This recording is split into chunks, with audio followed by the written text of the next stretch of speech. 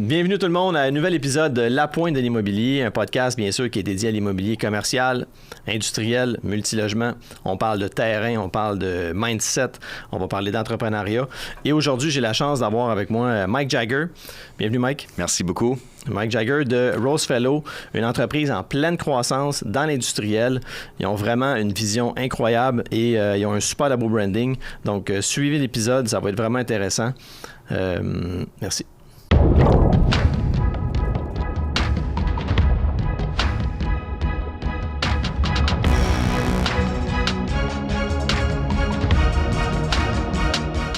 Right, Mike Jagger, bienvenue. Merci beaucoup.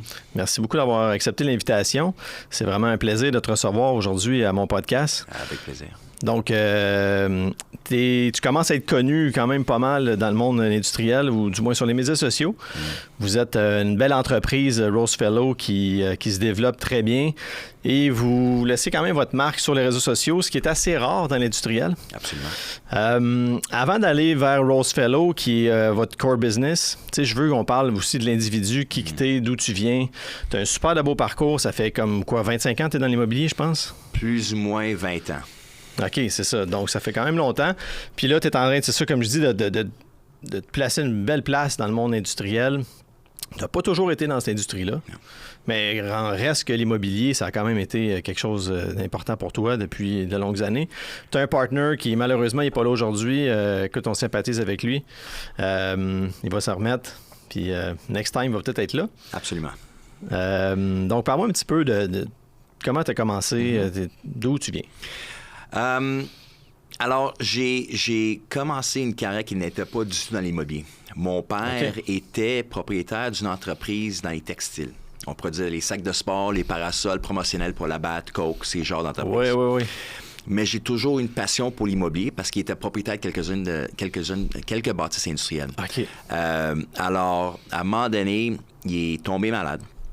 Et j'ai dû partir du cégep pour gérer l'entreprise avec ma sœur. J'ai déménagé à Toronto pendant que ma sœur restait à Montréal. Okay. Et quand il s'est remis puis il était en bonne santé, il a pris une décision. Il dit, écoute, ou je vous donne une entreprise ou on la vend. Okay. J'ai pensé que c'est une opportunité idéale pour moi de vraiment aller dans ce que je voulais faire, c'était l'immobilier. Okay. Alors, j'ai dit que j'avais aucun intérêt de rester dans le textile. Ouais. J'ai commencé ma carrière dans l'immobilier comme courtier immobilier. Ah oui? Chez CBRE. Okay. J'ai commencé... je représentais CB dans l'aspect industriel, mais dans l'Est de Montréal. Je connaissais rien dans l'immobilier. Quand ils m'ont dit l'Est de Montréal, je savais pas où est-ce que ça commençait ou est-ce que ça terminait. Oui, c'est ça. J'ai compris que c'est Saint-Laurent jusqu'à vraiment l'Est de l'île. Oui, exact. Alors, vraiment, cold calling toute la semaine. Les fins de semaine, je passais à vraiment faire le tour des parcs industriels, prendre les adresses, prendre les dimensions de bâtisses et faire des rencontres au cours de la semaine. Wow. En dedans de 3 ans, je me suis démarqué chez CB comme vraiment un expert dans l'industriel. Bien, c'est sûr. J'ai eu l'opportunité de rencontrer les gens de Montagny en essayant de faire quelques transactions avec eux. Un développeur de Laval, une belle entreprise. Et ils m'ont donné l'opportunité de se joindre à leur équipe qui était développeur et contracteur dans le domaine industriel. J'avais une crainte ou une peur. Je connaissais pas la construction. Mais ils la m'ont peur dit... de l'inconnu. Exactement. Mais pour eux, c'était vraiment en me disant, écoute, c'est correct, tu es un bon vendeur, on va t'apprendre la construction. Et c'est le même que ça a commencé. J'ai passé 10 ans de ma carrière chez Montagny en leur aidant à développer un portfolio. Ça s'est bien passé. J'ai toujours aujourd'hui un respect incroyable pour cette entreprise et qu'est-ce qu'ils ont fait. Le propriétaire Dario Montagny est vraiment un class act. Mais à un moment donné, je me suis dit, c'est bien de bien faire les choses pour d'autres, mais on doit s'essayer à notre compte. Ça. Mais durant cette carrière de 10 ans, j'avais toujours un compétiteur qui était toujours entre mes pattes, in my way. Oui, c'est ça. C'était Sam chez Broccolini. Dans le marché, c'était toujours Team Red, Team Blue. Équipe rouge, équipe bleue. Et Sam faisait exactement ce que je faisais, mais comme compétiteur direct. Alors, on se croisait tout le temps dans les salles de conférence. Les gros pitchs de Amazon, de Ericsson, de ABB. Quand je sortais d'une salle de conférence, il rentrait dedans, faire ses présentations. J'en gagnais, il en gagnait. Et avec le temps et la maturité, tu comprends à respecter ton compétiteur. Et quand j'en perdais une, j'envoyais un texto. Félicitations. Tu l'as eu, je ne l'ai pas eu. Good for you. Yeah. Et vice-versa. On a appris à se connaître. On est devenus amis. Nos épouses étaient similaires en âge. Nos enfants ont le même âge aussi. Alors, on est devenus vraiment des bons amis. Puis à un moment donné, je pense que c'était peut-être un vodka de trop. Où est-ce qu'on s'est dit, hey, ce serait le fun si on travaille ensemble avant, à la place d'être compétiteurs. Souvent, ces idées-là, ils naissent de des petites choses comme ça. Exactement. Ouais. Et c'est là qu'on a décidé de vraiment partir à notre compte. Pas d'investisseurs et pas de terrain. Vraiment, on a tout hypothéqué ce qu'on avait. On a pris un gros risque. Les gens qui nous connaissaient dans l'immobilier pensaient qu'on était un peu fous parce qu'on avait des salaires incroyables. Montagny Buckley prenait vraiment bien soin de nous. Mais à un moment donné, il faut prendre un risque. Alors, même nos épouses ont dit, écoute, qu'est-ce qui arrive si on perd tout? Bien, on commence à zéro. Oui, c'est ça. Mais il y avait une peur, mais pas vraiment une peur. Puis je t'explique pourquoi. Quand j'ai parti de l'entreprise de mon père pour commencer à l'immobilier, j'ai tout vendu pour suivre mon rêve. Donc, alors, tu l'avais déjà fait, partir de zéro, si on peut dire. Exactement. J'ai vendu ma maison, j'ai vendu mon camion. C'est ça. Je me suis loué une petite Mazda. On a déménagé dans le 1,5 appartement de mes beaux-parents pour commencer à l'immobilier. Alors, le pire des cas, c'est qu'on aura toujours la santé. Oui, si absolument. on perd tout, j'ai déjà vécu cet aspect-là de commencer à zéro. Tu avais dit au Real Estate Effect, tu avais dit comme ta femme, justement, tu avais dit ça, puis tu as dit le pire qu'on va retourner, on retournera en appartement. Exactement. Puis whatever. Exactement. On repartira. Mais mon pire, moi, le pire chose qui peut m'arriver dans la vie, c'est de vivre une vie avec des doutes. What if? Qu'est-ce qui se passe? Exactement. Tu sais, arriver à l'âge de 75 ans puis dire, ben si j'aurais essayé, qu'est-ce qui aurait changé dans ma vie? Alors, je me suis dit, mieux de prendre les risques. Puis si ce risque-là ne fonctionne pas, c'est correct. Il y a d'autres options dans la vie. Alors, absolument, j'aime tellement ça, ce que tu dis là. Alors, on a pris le risque, comme j'ai dit, pas d'investisseurs, pas de terrain. On a passé 2 premiers mois en affaires en rencontrant tous les gens qu'on connaissait dans l'immobilier, des investisseurs à Toronto, à Montréal et à New York. Puis ce qui est intéressant, c'est quand on faisait ces présentations-là des investisseurs, ils disaient, bien, c'est quoi que vous voulez? Vous êtes là pour présenter des terrains, vous voulez de l'argent? On dit non. Tout ce qu'on veut, c'est créer une relation avec vous pour que quand on aura un beau terrain, un terrain intéressant à développer, prenez notre appel. C'est juste ça qu'on veut. Alors, la demande est simple. Pas de problème, voici ma carte, voici mon numéro de cellulaire. Appelle-moi, texte-moi quand tu auras de quoi. Et par la suite, on s'est fait frapper par la COVID. Ça, on a commencé le septembre 2019, juste avant le COVID. Décembre, COVID frappe. Et là, les investisseurs qui étaient prêts à investir avec nous, ils ont dit, écoute, on va attendre. Ils ont backé. On backé. Mais ce que ça donne, c'est une opportunité aux autres investisseurs, les bureaux de famille, qui n'est pas des gros instituts, qui disent, écoute, ben, si les autres ne sont pas intéressés, on est toujours là. On va investir. Et c'est de même que ça a commencé. On avait une vision claire, ce qu'on voulait faire, c'est vraiment le développement industriel. Un peu de multirésidentiel, mais vraiment, le focus, c'est l'industriel. Et pourquoi? Parce qu'on voyait une croissance dans les taux de loyer et la baisse dans le taux de disponibilité dans la province de Québec. Il y a eu une énorme croissance dans les loyers. Là. Absolument. C'est absolument. Ça. Un gros boom. Puis ce qui ne se faisait pas dans l'immobilier industriel à Québec, c'est la construction en spéculatif. En spec, comme on l'appelle. Oui. Construire sans locataire. À Québec, ce que le monde faisait, c'est mettre des enseignes à louer puis attendait. C'est ça. Quand tu signes un bail, c'est là que tu commences à la construction. Exact. Le problème, c'est que de ces jours-ci, quand un locataire est prêt à signer un nouveau bail, il n'y a pas 2 ans à attendre pour avoir une livraison d'un bâtiment. Ben non, c'est ça. Il la veut dans 6 mois. Ah oui? La construction ne se fait pas faire dans 6 mois avec des permis de construction. Alors nous, on prenait les risques financiers avec nos investisseurs pour construire sans locataire. Et là, avec la pandémie, ce qui est arrivé, la demande pour l'industriel a pris une croissance incroyable. Et les seuls qui avaient des bâtiments neufs sur le marché, prêts à louer, étaient nous. C'était vous autres. C'était nous. Alors, initialement, quand on a commencé, on s'est dit, si on en construit une en dans 2 ans, on va être correct. Ce qui est arrivé, c'est que on en a construit 4 rapidement. Et après une année en affaires, on s'est dit, bien là, il y a une grosse demande pour l'industriel. Peut-être qu'il faudra faire un fonds immobilier pour vraiment accélérer l'expansion de Roosevelt. On a rencontré nos investisseurs, pas nos investisseurs, nos avocats, puis nos consultants en disant, écoute, on veut créer un fonds immobilier. Ils ont tous dit qu'on est fous. 1 an en affaires, créer un fonds immobilier, personne ne va investir avec vous. Impossible. Oui, parce que vous n'avez pas le background. Track record. Le track record, c'est ça, exactement. Track record. Vous avez un bon track record dans votre industrie avant, mais là, lever des fonds. Puis je vous avais levé un gros fonds, là, si je me rappelle bien. Alors, le premier fonds, 1 an en affaires, on s'est dit, on veut lever un fonds de 100 millions. OK, quand même. Alors, nos avocats conseillers ont dit non, ça se fait pas. Alors, on a mis ça de côté. On s'est dit, on va le faire de notre manière. Okay. On va se faire une liste de 100 investisseurs, puis on va les appeler un après l'autre. Après 3 appels, on a mis ensemble 100 millions de dollars. Wow. Après 3 appels. 3 appels. Les premiers 3, on dit amen, amen, amen. OK. 100 millions. On s'est dit, ça va prendre 7 années pour investir ces 100 millions-là. Ça a pris 12 mois. Ben voyons donc. 12 mois, 9 projets. On s'est dit, on va en faire un deuxième fonds. Le deuxième fonds, c'est 115 millions. Okay. Ça a pris 4 mois à investir. Alors, là, on est rendu à notre 4e anniversaire en affaires. Mm-hmm. On a 21 projets de développement à Québec, en Ontario. On a presque 3 milliards de dollars en projets industriels dans les 2 provinces. Alors, tout ça pour dire que quand on a un rêve puis on y croit, absolument, il faut le suivre. Ben c'est sûr. Wow, très, très beau parcours. Et puis, vous avez... là, c'est ça, vous redonnez beaucoup. J'ai vu aussi une entrevue que vous avez faite, pas une entrevue, mais je pense une conférence, puis vous vouliez vraiment redonner aussi à la communauté, là. Absolument. Absolument. C'est quelque chose d'important pour nous. On est très, très contents. We're very humbled. Excuse le terme anglais. Non, mais it's fine. You can speak in English if you want. We're very humbled que des investisseurs ont cru en nous au début. On veut redonner quand on peut, que ce soit à des hôpitaux, que ce soit pour les enfants, mais que ce soit même pour les jeunes qui rentrent dans l'immobilier. Ben oui, c'est ça. Si on peut donner, c'est pas toujours de l'argent, c'est notre temps. Nos portes sont toujours ouvertes. Quand on rencontre des gens, quand on fait des présentations à des écoles, on les invite à nous rencontrer. On les invite à comprendre c'est quoi un proforma, comment qu'on développe un projet industriel. Exact. Souvent, les jeunes nous disent, votre premier projet en immobilier, c'est un projet de 100 millions de dollars. Je dis, oui, c'est juste une valeur d'argent. C'est un différent genre d'investisseur. C'est le même temps que tu vas investir dans un projet, que ce soit 100 millions, 10 millions, 1 million de dollars. C'est le même temps que tu vas passer avec une ville pour les permis, projet de construction. La seule différence, c'est la valeur. Soyez pas peur du montant. Il faut enlever cette barrière-là de montant. Patrice même il dit des fois, c'est une espèce de baromètre.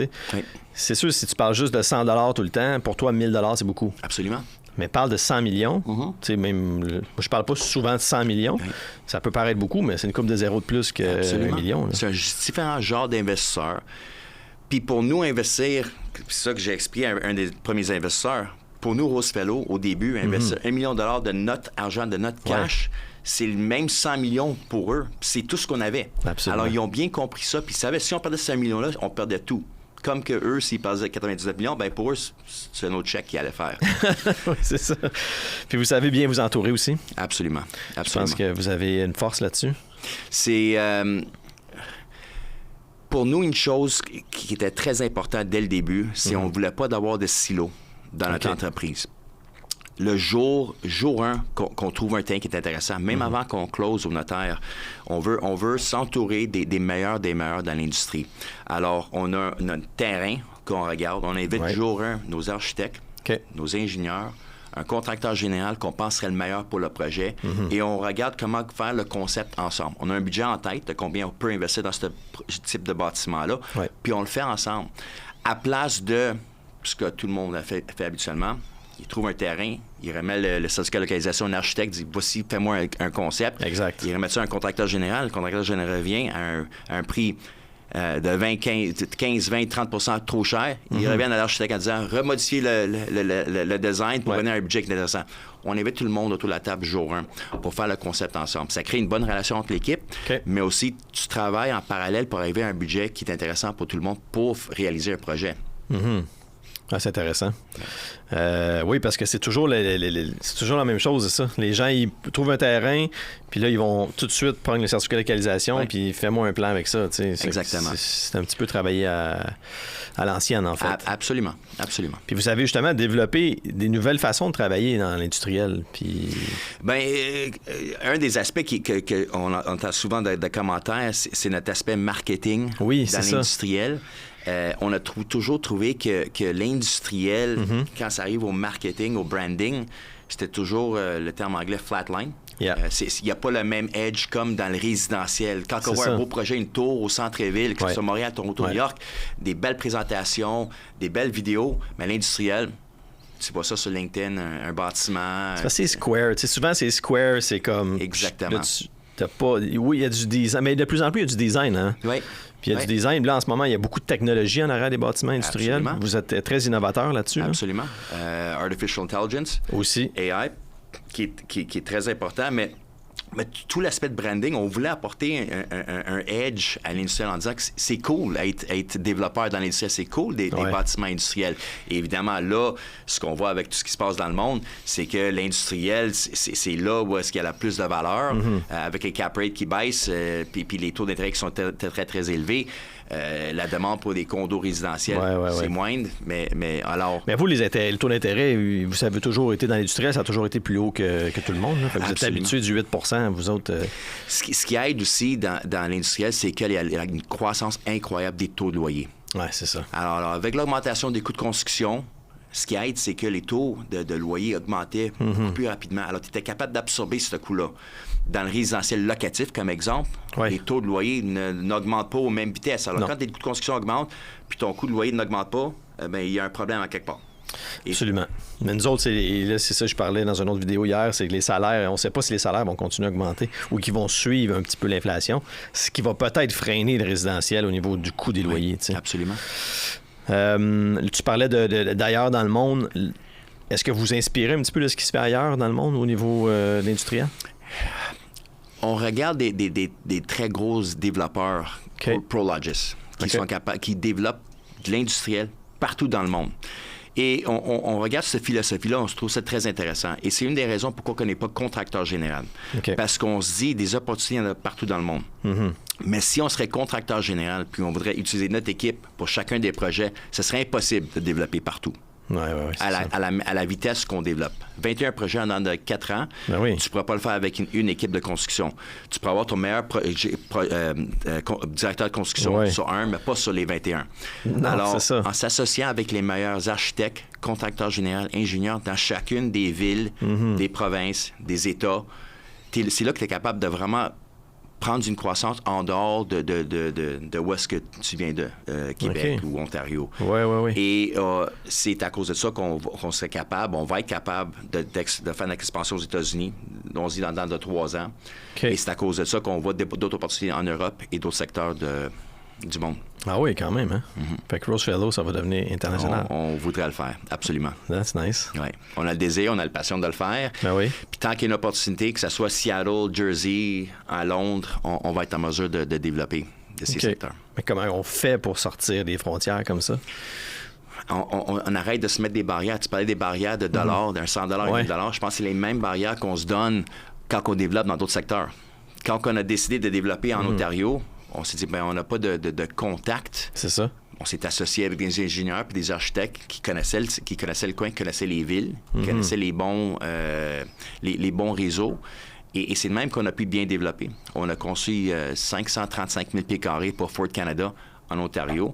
C'est un projet qui s'est très, très bien passé parce qu'on avait les professionnels de ce coin-là qui étaient capables de nous assister dans le développement d'un secteur. Présentement, on a 4 autres projets en Ontario. On va en avoir 2 autres à Toronto très bientôt. Même philosophie.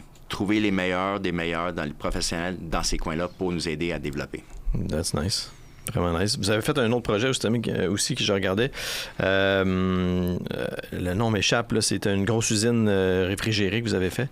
Congébec. Congébec, merci. Oui, c'est ça. Encore là, on n'est pas expert dans la réfrigération. Exactement. Mais tu t'associes avec ceux qui le sont. Des bons contracteurs, des bons ingénieurs.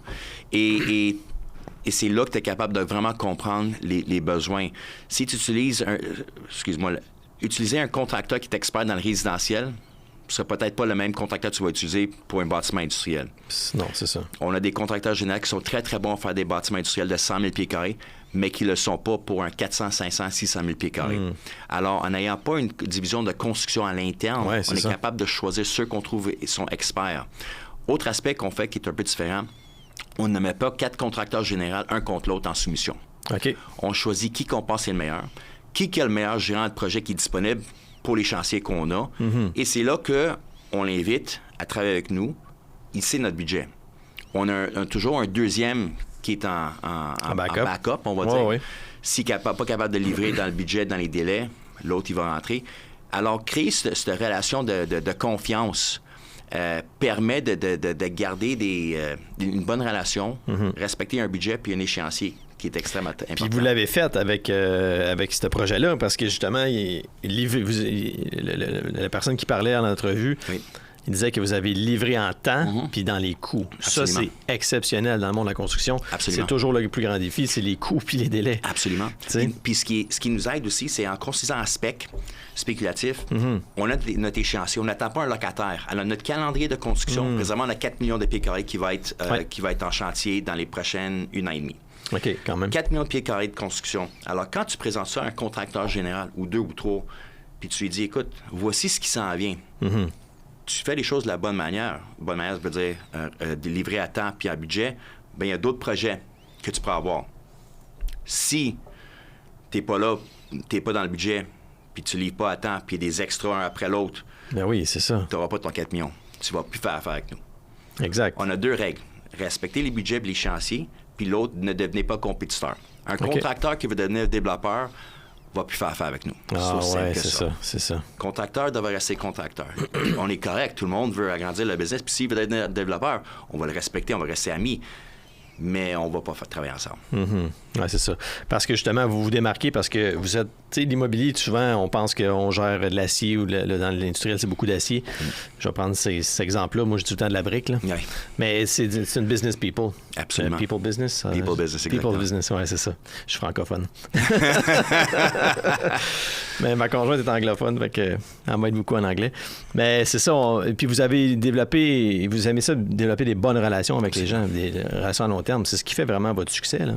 C'est en partie, du moins. Exactement. On reçoit le commentaire. Il y a un architecte, je ne vais pas le nommer parce que mes compétiteurs ne sont pas contents, mais un des architectes qui est en affaires, ça fait longtemps. Okay. Il est expert dans l'industriel. Puis il nous dit il se sent tellement... il y a tellement de fun à travailler avec nous. C'est comme une second life.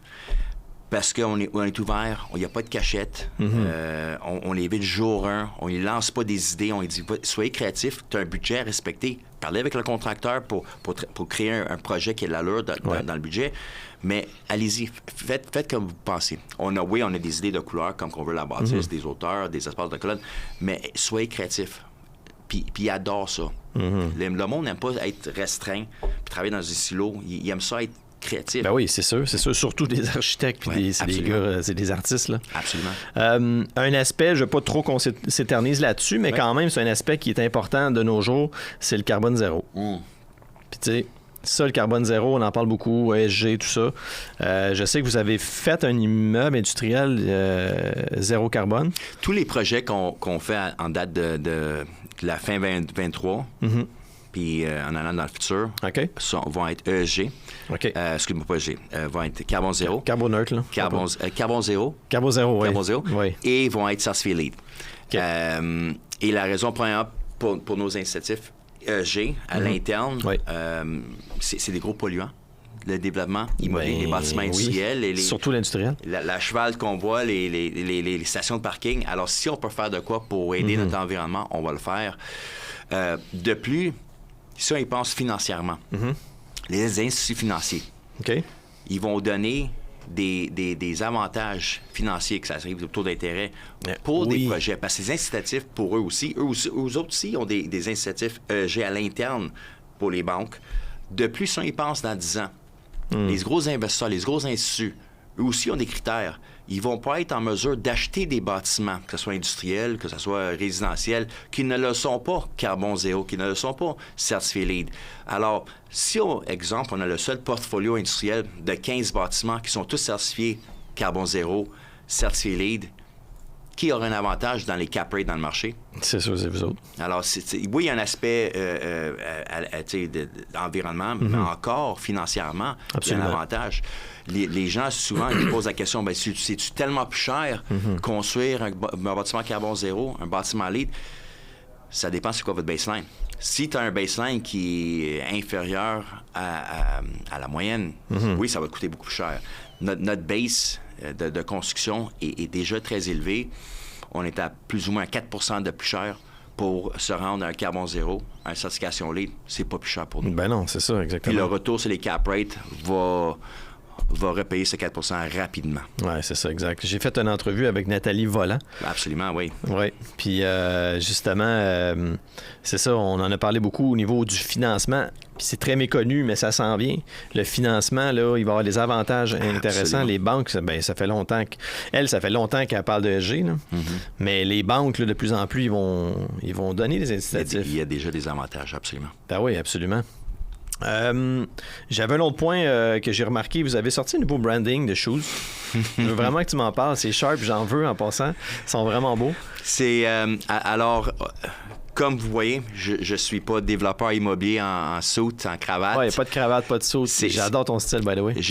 Merci. J'ai passé 10 ans de ma carrière en cravate, three-piece suit tous les jours. Puis c'est correct.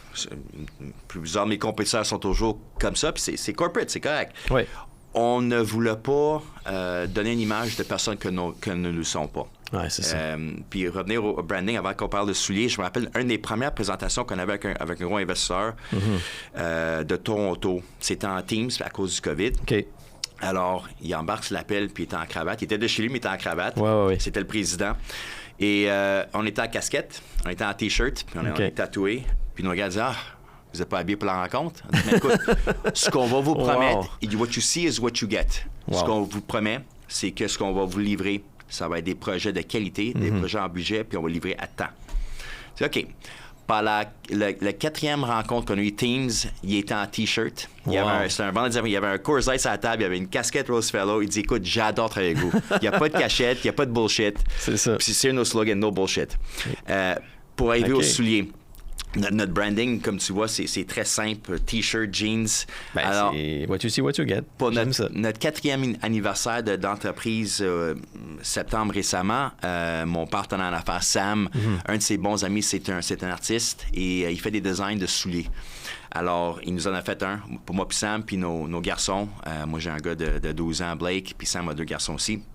Alors, il a fait des souliers comme cadeau. On les a portés. Tout le monde a vu ça puis dit j'en veux. Des Nike noirs avec le branding en rose. Alors là, on fait des cadeaux Noël. C'est pas des bouteilles de vin, c'est pas du sirop d'érable, c'est vraiment des souliers de course brandés Rosefellow. Oui, c'est ça. Mais c'est une super bonne idée parce que, comme je dis tout le temps, c'est ça, quand tu fais une transaction, parce que tu me disais au notaire, des fois, je donne une boîte de souliers, c'est sharp. C'est différent aussi. C'est différent. Puis vous laissez vraiment votre marque. De plus en plus dans cette industrie-là, comme on dit, qui est flatline. Oui. Puis vous êtes, merci de venir à des entrevues comme ça, vous faites voir l'industriel d'une autre façon. Est-ce que tu penses qu'il y a des gens qui s'en vont dans cette direction-là aussi, peut-être? Je vois ça de plus en plus. OK. Je vois ça de plus en plus dans les conférences. C'est des gens à jeans, c'est des gens qui sont plus relax. OK. Les gens qui nous rencontrent, même les courtiers immobiliers comme vous, quand ils nous rencontrent, ils disent « Hey Mike, c'est le fun parce que je peux venir à vos bureaux en T-shirt, en jeans. Je me sens pas être obligé de mettre un habit. » Puis encore en affaires, les gens font affaire avec ceux qui aiment faire affaire. Oui. C'est le privilège d'avoir un appel d'un courtier à dire écoute, j'ai toi et 4 autres compétiteurs, mais mon client me demande avec qui je dois faire affaire. Puis je leur dis, je préfère que ça soit Rosefellow. Parce que c'est des gens honnêtes, c'est des gens de classe. Puis on le sait comment c'est. J'étais courtier immobilier. C'est important de garder une certaine confiance entre les gens. Ben oui. La semaine passée, on a fait une belle transaction avec un courtier immobilier puis son partenaire. Et on a signé le bail, je pense que c'était à 10 h du matin. À 4 h de l'après-midi, la commission était dans son compte de banque. OK, wow. Des petites affaires comme ça.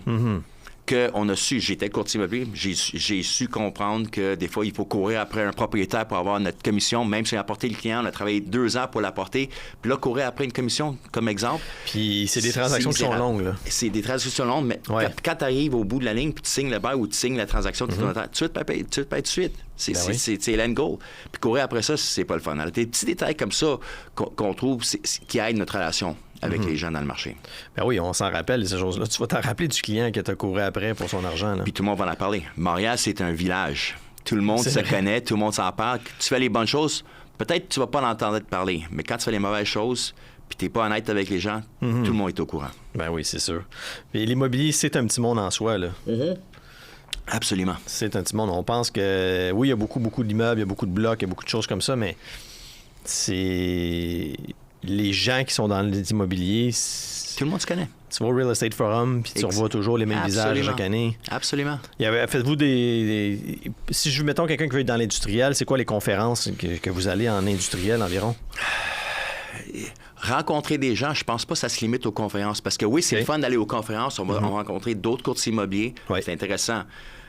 Si tu aimes de l'industriel, comme exemple, comprendre ton marché, si tu veux développer dans le secteur de la Rive-Nord, faire un tour du parc industriel, c'est le même que j'ai commencé. Okay. J'ai fait le tour de tous les parcs industriels. Je connaissais chacune des bâtisses, les pays qui étaient propriétaires. Je les appelais, j'ai continué à les appeler jusqu'à temps qu'ils me donnent l'opportunité de les rencontrer. Et c'est le même que j'ai eu du succès. C'est vraiment connaître mon marché. C'est exactement ce que je fais dans le résidentiel, dans le multilogement. Là. Oui. Il y a des gens avec qui que ça fait 2, 3, 4 ans que je parle. J'ai pas encore fait de transaction avec eux, mais je bâtis la relation avec eux. Exactement. Puis ils aiment ça qu'ils sachent qu'on connaît le marché. Tu es capable d'appeler un propriétaire et de dire « Hey, ton voisin, il t'a veillé de vendre, puis ça va se vendre à un cap rate de ça. » Puis la vente va se faire à ce montant-là. Hey, ils connaissent son marché. Viens temps me rencontrer. Les gens veulent comprendre ce qui se passe dans le marché. Ben oui. Nous autres, on a beaucoup de clients qui s'abonnent. Parce que moi, dans notre base de données, c'est que je suis capable de savoir qui clique sur mes immeubles que j'ai envoyés. Puis je fais du tracking. Puis souvent, il y a des gens qui vont cliquer 8, 9 fois sur un immeuble. Oui. Je l'appelle, je dis hey, qu'est-ce qui se passe? Tu veux-tu acheter? Non, je fais juste regarder le marché. Exactement. Fait que là, je discute avec eux. Puis je leur donne... Je les feed. Sur l'information du Absolument. marché. Absolument. Y a-tu un conseil c'est quoi le pire conseil que tu as déjà eu? Le pire conseil, do it for the money. OK. Puis c'est l'inverse complètement. Si tu as une passion pour quelque chose, continue à faire ce qu'il faut faire pour le faire. C'est pas l'argent. Mais initialement, même avant ça, c'est de toujours penser, c'est quoi le pire des choses qui peut arriver?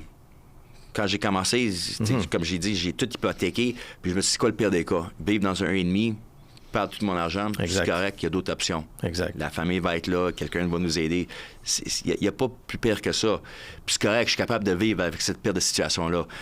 Mets toutes les cartes sur la table et crée une liste des choses qui peuvent arriver si ça ne fonctionne pas. Si tu es capable de vivre avec le pire des cas, vas-y. J'ai entendu des gens dire mais j'ai une hypothèque, puis j'ai des factures à payer.